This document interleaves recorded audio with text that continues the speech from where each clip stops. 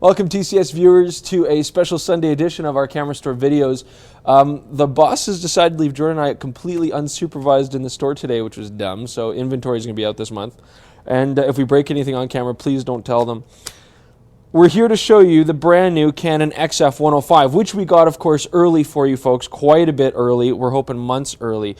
This is a sneak preview on this camera. We deserve praise for this, and we do accept donations because, as you can see, I've got a bobby pin and a twist tie holding my lapel mic on. So please send donations to us, Jordan and Chris at the Camera Store. All right, now Canon gave us the XF100 here, but there's also an XF100 coming out, and they're basically the same camera. But we've got the XF100, which is the higher-end unit. Really, all it adds is you get SDI output, which is great if you're going to nano flash, you're doing broadcast work, and of course you've got your gen lock, so you can time sync this with other cameras in use. So really, really high-end features to have. If you do need it, but you still want to keep the camera small, the XF100 is your one. But this is the Canon XF100. And what's very, very cool about this camera is it's Canon's smallest professional camera they've come out with. And you compare it to the XF300, which is the big brother of this camera. It's huge and it's heavy, lots of dials, lots of controls. I mean, beautiful video camera, but this is a lot lighter, a lot smaller. Is it as good as an XF300? Well, not really. I mean, it's really trying to fill a different niche.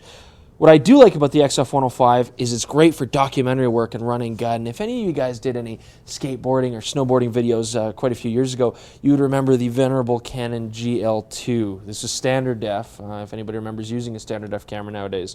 But it was great, and everybody loved it because you could take it out in the mountains, you could take it up, ski hills, and it was super compact, super light, good zoom range, easy to use, and yet gave you some manual controls.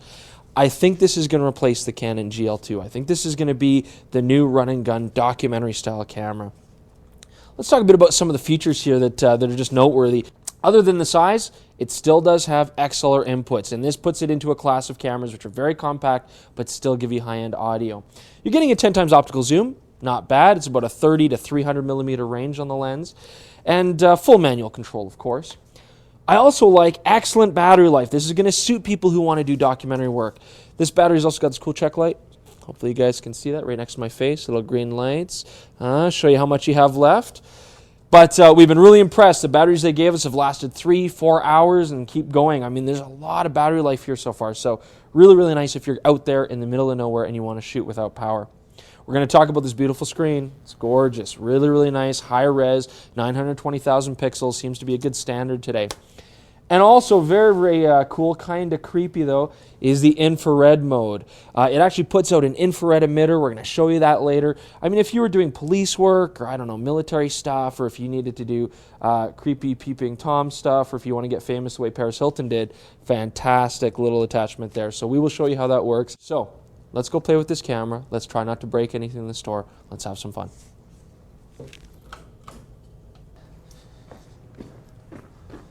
All right, let's talk about this infrared mode that we have here. Switch right under the camera, you click it up, and now you get this sort of black and white infrared. Now you can switch this to green as well if you find that cooler, like night vision. And this could really be useful for documentary filmmakers in low light, wildlife filmmakers in low light. The camera is actually emitting infrared light to light up your subject. From what we've seen, you get about 10 feet of really good illumination, and it could probably go 20 feet or so if you had to push it. Now, when you're in infrared, keep in mind that the camera is basically auto everything. It keeps the shutter speed nice and slow.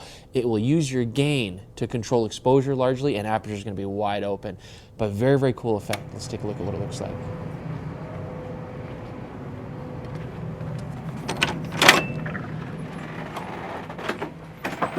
Chris? Hey, Chris. Blah! God damn it! Okay, so let's talk quickly about some of the features on the camera and how it handles. Again, I've said it before, but really nice and light. This is a super portable camera. And being such a small body, you'd think it'd be hard to fit all the controls on here, but I would say Canon's done a pretty good job fitting all that they need to on here. Let's start at the top. Of course, XLR, as we've talked about, you've got twin XLR inputs. I like the audio control. Under the back panel, you've got all your controls. I always like when Canon does that. Little window lets you see what you have set without changing it by accident. And again, you've got your decibel control for the audio as well for both channels. We do have a cold shoe. We do have a 1/4 inch thread. Nice features to have. As we go down, camera's got a great viewfinder. We've already talked about the screen, really, really sharp.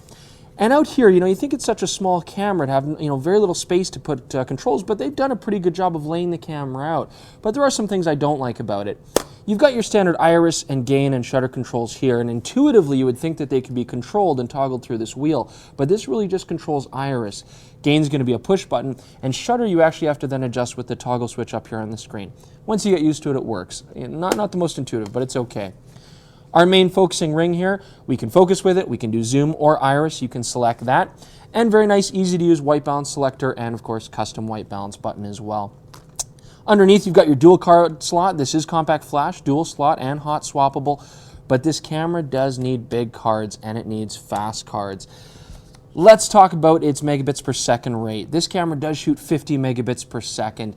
That is beautiful because it handles action really, really clean. I mean, this is really, really high throughput. Beautiful video, no artifacts, great for motion, but it's going to mean expensive fast cards. 32 gig card would maybe give you an hour and 20 minutes at that 50 megabit per second rate. So you're going to need a lot of cards to get a lot of video out of this camera. The zoom on this is a pretty standard 10 times zoom, which is appropriate for the size of this camera, but I do like that they went wide with it. It's approximately 30 to 300, so nice wide angle, wider than most competition in this range. Very, very nice touch. Now let's talk quickly about the frame rates on this camera. It's a pretty standard package from Canon. At 1080 you guys can do 24p and 30p frame rates and you can shoot 60i. Now if you drop down to 720 you get 60p. You also have overcranking so you can do some fun slow-mo, and the camera does have an intervalometer. We did take some footage around the store, you can see that here. That brings us to the chip size on this camera. It's an interesting design choice because they've gone with a 3/3 chip size. Now, that's smaller than some of their consumer cameras even. I know they're trying to keep things compact and small. That's probably the idea behind it. It is a brand new sensor, and considering the smaller chip size, Canon's done pretty good on the low light. Let's take a look at that next. All right. Let's kill these lights and take a look at the performance of the XF100 in the dark.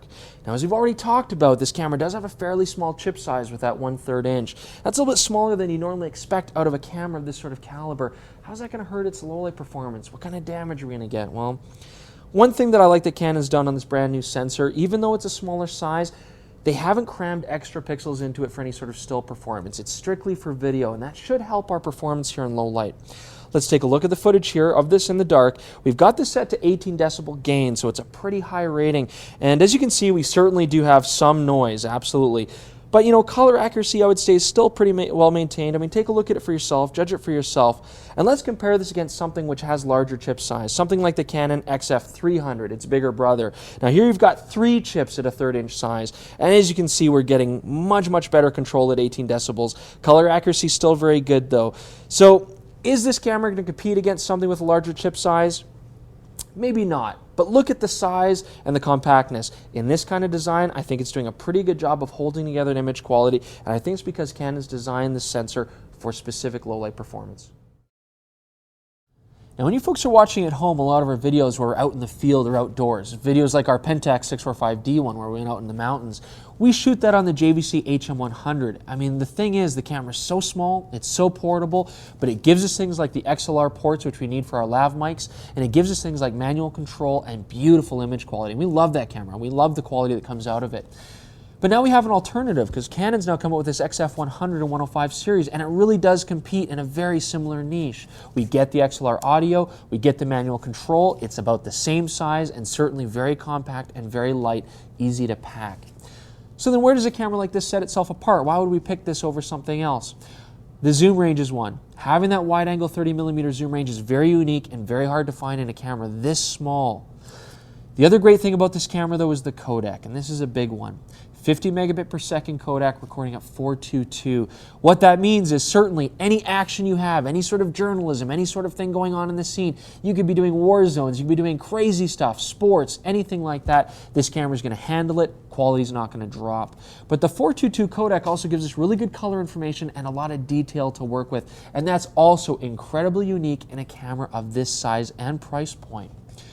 So this camera in good light is going to be a powerhouse for you guys out there. This is a great documentary camera, a great journalism camera. You can be sure you're going to get detail, and you're going to be sure that any sort of action and event happening, the camera can handle. So, is there a compromise? Well, yeah. The the low light, certainly. That smaller chip did a pretty good job in low light, but it's not going to compete with the JVC, and it's not going to compete with some of the bigger cameras out there. If you're going to shoot more outdoor work, but also indoor work or low light work, and you're okay carrying a heavier camera, you might be better off looking at Canon's XF100. If you need portability, you need compactness, this is certainly a good alternative. It does handle low light very well considering the small chip size, and I would say in good light, it's going to take stunningly good video.